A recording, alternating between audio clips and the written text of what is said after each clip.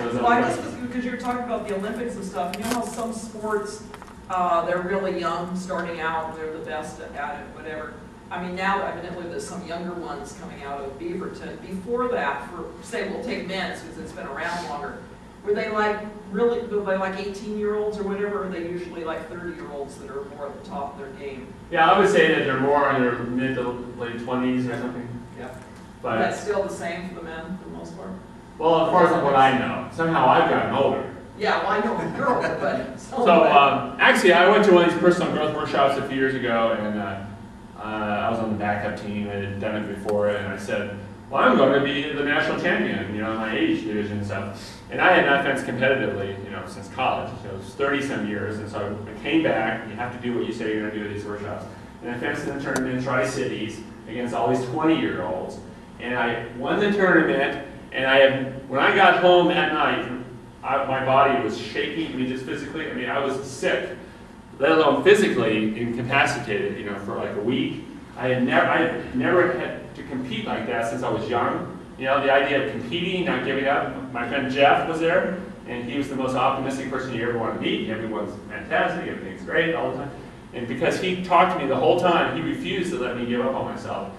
And I found it to be the most tasteful experience, because you cannot give up. And as an adult, I decide every minute to give up or to try half-hearted. I mean, I decide what I'm going to do, but sports, I've forgotten what sports are like, so it's intense. So I did a few more tournaments, always injured, always hurt my back, you know, I mean, you know, and I was fencing all those younger, and I won a bunch of tournaments and stuff, but sometimes, you know, I got hurt or, you know, get migraines. I mean, so it's a constant thing as you get older, but when I can focus my mental capacity, I have the experience of beating younger people, but these tournaments last all day, and I started fencing all 3 weapons and stuff.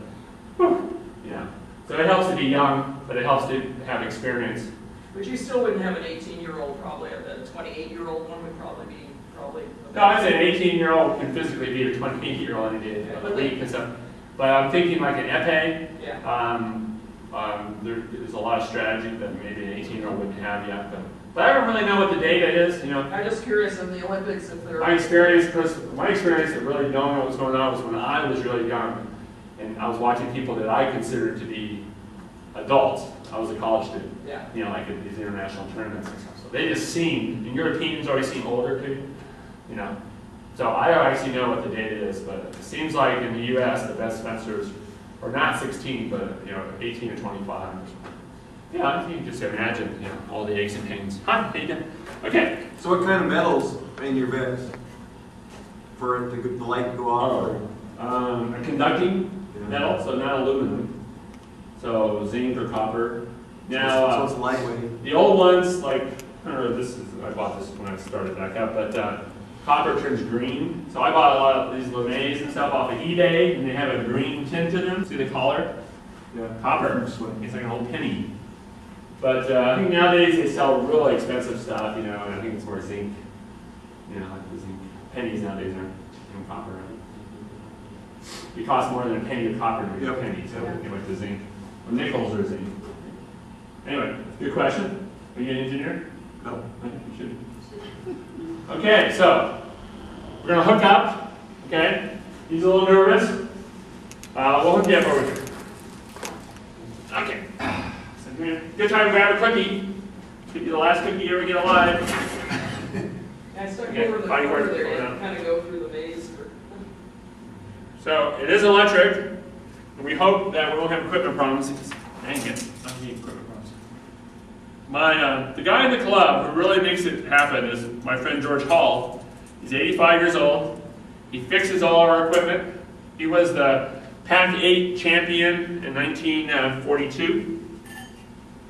You know, back when there was 8 teams in the Pac-10 or whatever it's called nowadays. And he knows how to fix it. So Jeff would be my fallback person because he knows how to fix cars and stuff. But you can't have a club with electric equipment if you don't have what's called an armorer.